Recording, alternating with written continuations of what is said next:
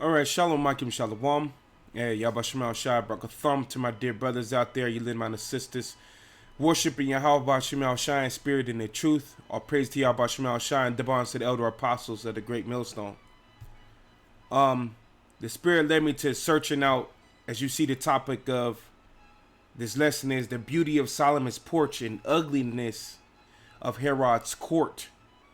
All right. If you don't know about Solomon's porch, in this lesson, I'm going to go all in it. I never looked into it. The Spirit had me looking into it off of one verse, led to a bunch of information. And I admired the beauty of Solomon's porch. And then also, it led me to speaking on, or reading on, the ugliness of how Herod basically allowed the heathens, the Gentiles, to be able to dwell amongst our courts, our temple. And we're going to go into all of that today. And you're going to see the beauty and beautifulness of Solomon's porch and the ugliness of Herod's temple, which we're finna be beautified once again in the spirit of Ahchyam Shai. So I'm going to start it off by showing you this video I found of showing how the temple looked. All right.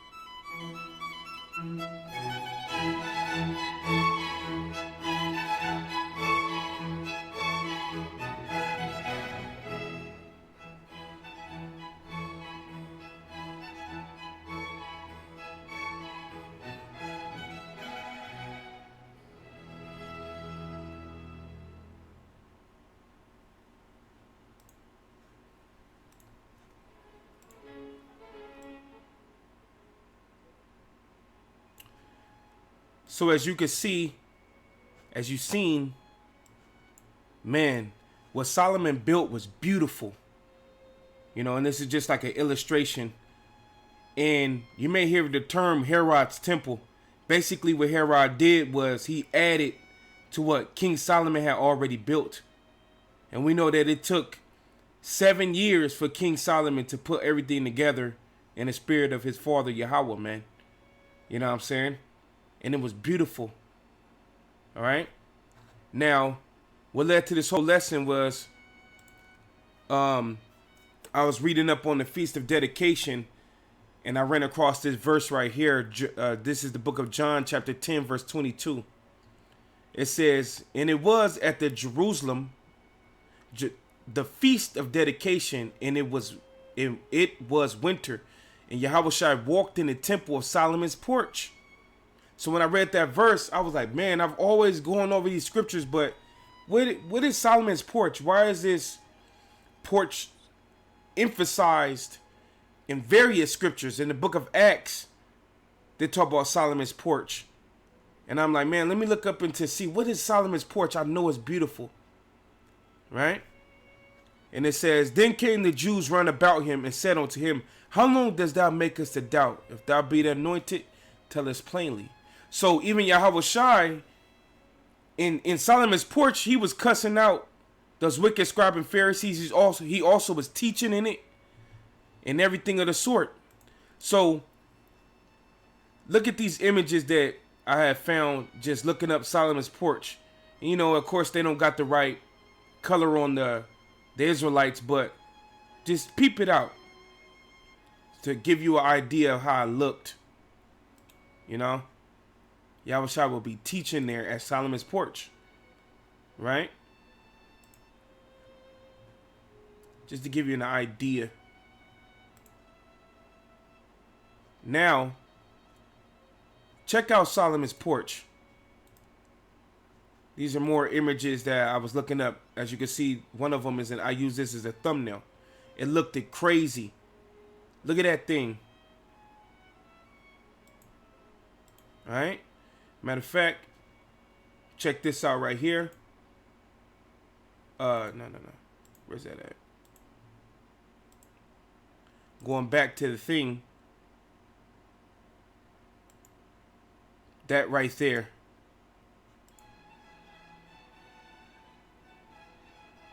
Look at the beauty of that. You know? Beautiful. All the way to the left corner over there. You see this? This is where Yahushua will be teaching. All in there, man. It was just beautiful, man. You know, it's beautiful. You know? So, check out how the scriptures explain how Solomon built it. In 1 Kings 7 and 6, it says, and he made a porch of pillars, and the length thereof was 50 cubits. So, Yahushua built that. I mean, Solomon, what you know, for those who could hear, Solomon is Yahushua, but Solomon built that. You know? That porch. And it was beautiful, man. It says, and he made a porch of pillars, and you see the pillars on the side. You know, as you can see on his various pictures, you see the pillars on the side. It says, and the breadth thereof were 30 cubits, and the porch was before them, and the other pillars and the thick beams were before them. Then he made a porch for the throne where he might judge, even the porch of judgment, and it was covered with cedar from one side of the floor to the other. And his house where he dwelt had another court within the porch, which was of the like work. Solomon made also the house of Pharaoh's daughter, whom he had taken to wife, like onto this porch. And these were of costly stones, according to the measure of huge stones, sawed with saws, within and without, even the foundation onto the coping. And so on the outside toward the great court, and the foundation was of costly stones. It was beautiful, even great stones, stones of 10 cubits and stones of 8 cubits. And above were costly stones, after the measure of the huge stones and cedars. And in the great court round about was with 3 rows of huge stones, and a row of cedar beams, both for the inner court of the house of the Lord Yahweh, and for the house of the porch of the house. So Solomon, he built some crazy stuff, as you can see. He was building porches. He was putting pillars everywhere. Look at that, man. That's how it looked. Just a porch. That's how the porch looked. And it had pillars on the side. And it was 50 cubits long. That's what Solomon built. And when he came back as Yahushua, he would be teaching in these porches. You know? And we finna get all of this back. The beautiness of our architect, how you say it. We finna get it back. The kingdom of heaven is gonna be built even more beautiful than what Solomon built. You know? Just beautiful, man. And no, this is not Herod's temple. Because as you can see right here, they have Romans walking through it, because when Herod got in there, he brought the heathen in there. That's why I got in the title, The Ugliness of Herod's Courts, because he allowed the heathen to be within the courts. You know? Look how beautiful it was, man. Alright? So, I typed in Solomon's Porch. They have different names for it. There's Solomon's Porch, Porticio, or colonnade. A colonnade. Solomon's colonnade, Solomon's Porticio. Alright? Same thing. It says was a colonnade or coaster located on the eastern side of the temple's outer court. So Solomon's Porch like it shows. Let me see. I had more pictures. I kind of dropped some of them. I should have never did that. But when you look in here, when you look right here, it should have. It's been labeled here. Here we go. When you look right here, it says Solomon's Porticio Eastern. So this whole little part where Solomon's court was just a long, and it was a long walkway, and you had those pillars on the side of it. You know? Jumping back to this Wikipedia page here. It says located on the eastern side of the temple outer courts in Jerusalem, named after Solomon, king of Israel, and not to be confused with the royal Sota, which was on the southern side of Herod's temple. So you had Herod that came later and added, and then tried to take the credit of what Solomon did. Check it out. It says in Flavius Josephus, a Jewish historian who lived in Jerusalem during the 1st century AD and was presented at its destruction by the Romans in 70 AD, speaks of the wall and of the cloister of porch, the cloister or porch that King Solomon built east on the temple house. He goes on to say, now this temple, as I have already said, was built upon a strong hill, and at first the plain at the top was hardly sufficient for the holy house and the altar, for the ground about it was uneven, and like a precipice. But when King Solomon, who was the person that built the temple, had built a wall to it on its east side, there was then added one cloister founded on the bank cast up for it, and on the other parts of the holy house stood naked. So, you know, basically, Yahushua came and added to it. And because when Yahushua came, I mean, why I keep saying Yahushua? I'm sorry. Solomon added to it. Because remember, King David wanted to build the house of the Lord, but King David was told no, and Solomon was the one that was granted permission, because truly it represented that it represented Yahushua building the men up, the kingdom of heaven, which is us men. So Solomon built the physical temple, but it represented spiritually Solomon coming back as Yahushua building up the temple of the men, which is the elect. All right. So it just was beautiful when I was reading on that. So now you know that Solomon had that temple and that porch of Solomon. It was beautiful, man. As you can see it over there. You see it over here? Where the mouse is at. Over there with those pillars, and it was long. And Yahushua, when he came on the scene, he was teaching under it. And Esau basically trying to add to it, man. You know? Now, when you go to Revelations, the 11th chapter, it tells you something. Because you heathens, it don't matter what Herod tried to add to the courts and to the temple.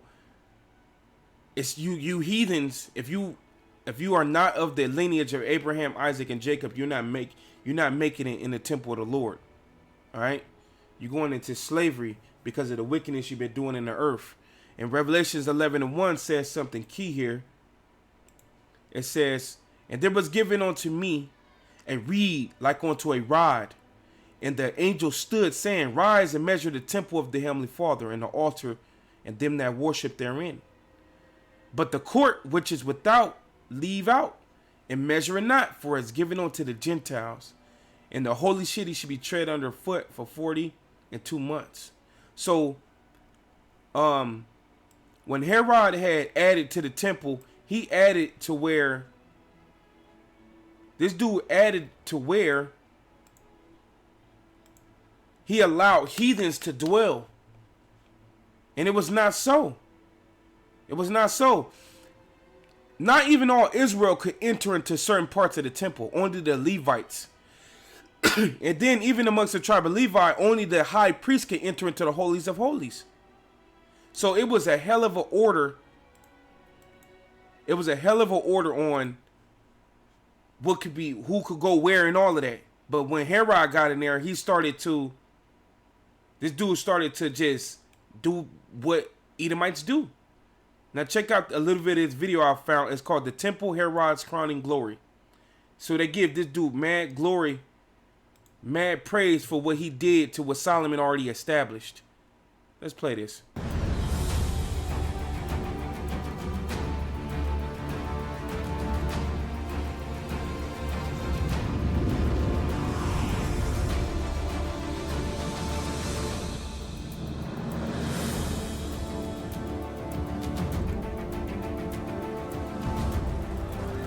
Towards the end of the Second Temple period, in the 18th year of his reign, Herod, king of Judah, gathers the people of Jerusalem and surprises them with a dramatic announcement. Herod states his intention to raise the old temple, built on Mount Moriah, by the returnees from Babylon, and to build a new temple in its place, the most sacred and beautiful of our time. The Jews are appalled. The thought that this tyrant, who has murdered thousands of people, would tamper with their holiest site merely for the sake of self-aggrandizement terrifies them. They're afraid that Herod will destroy the old temple without completing the construction of the new one, leaving them without a place to serve God, neither the old nor the new. The people are frantic. What will happen? Josephus recounts that So you can see when he was adding this stuff to the temple, Jake wasn't with that, man. You know, Jake understood very well that this guy adding and doing what he want for the praise of himself, this guy is gonna make it to where we won't be able to serve the Heavenly Father like we truly want to. And that's exactly what he did. Because through those wicked Edomites having control over the temple and everything of the sort, they corrupted the Levitical priesthood, man. That's what they did. They corrupted the Levitical priesthood, man. And then they made it to where they added courts and everything of the sort. So courts and parts where the heathen can hang out amongst the most holy people. So when it said in Revelations 11:2, it says, but the court which is without the temple, leave out, and measure it not, for it's given unto the Gentiles. In other words, you heathens can't make it. You're not making it into what the Lord has established with us. Even though Herod sat there and did all this reconstruction and try to make it to praise and glory to himself and open it up for you damn heathens, it don't matter. Now, when you look at this picture I have queued here, you have labels on it, and it says Gentiles courtyard, Gentiles courtyard. So heathens was able to be all within inside the walls. You know? It says that the title of this picture says the dividing wall of the court of the Gentiles in Herod's temple. But see, remember we read in Revelations, the Lord said don't measure that part because it's given unto the Gentiles. So no matter what Esau tried to add to the temple, you ain't making it. You can't come into this congregation. All right? You're not making it into this congregation. All right? This is Deuteronomy 23:2. It says, a bastard should not enter into the congregation of the Lord. Even to this 10th generation, he should not enter into the congregation of the Lord. And you heathens are bastards, starting with Esau, Edom. Y'all are bastards because the Heavenly Father is not your God. He's not your Father. Okay? Even though he created you, and he is your creator, but he chose the Israelites to be his people. He didn't choose you to be his people. So you're the bastard. You don't have the Father as your Father. Even though the Heavenly Father is your creator. And that's just how he wanted it. Now this little article says, King Herod the Great began renovations on the Second Temple approximately 20 to 19 BC. The entire temple wasn't completed until approximately 64 AD, only to be destroyed by the Romans in 70 AD. So even after what Herod added, his fellow Edomites came and destroyed it anyway. You know? So when you read a little further down, it says Gentiles were allowed to enter into the outer temple enclosures in Jerusalem. This large paved around surrounding the temple and its inner courts were enclosed by a double colonnade of pillars standing 10 meters high. The perimeter of the area measured 1 to 2 kilometers. This outer court was also called the court of the Gentiles. See? But you ain't entering into the congregation of the Lord. So like it said in Revelations 11:2, but the court that is without the temple, leave out for them, and measure it not, for it's given unto the Gentiles. You heathens ain't making it. So no matter what you do, you know? So, yeah, man, I thought that was pretty dope, man. I never looked into Solomon's temple. And then I seen the beautifulness of what Solomon put together. And then I remembered that King Herod tried to add to the temple and take the glory. But it ain't happening. Yahweh Shema Shai is for us. We finna come back and reconstruct everything beautiful again in the kingdom of heaven. And you heathens are going to be pushed out exactly how you need to be. You're going to be in slavery under us. You're going to see our temple and our kingdom flourish. So, man, I thought that was pretty beautiful.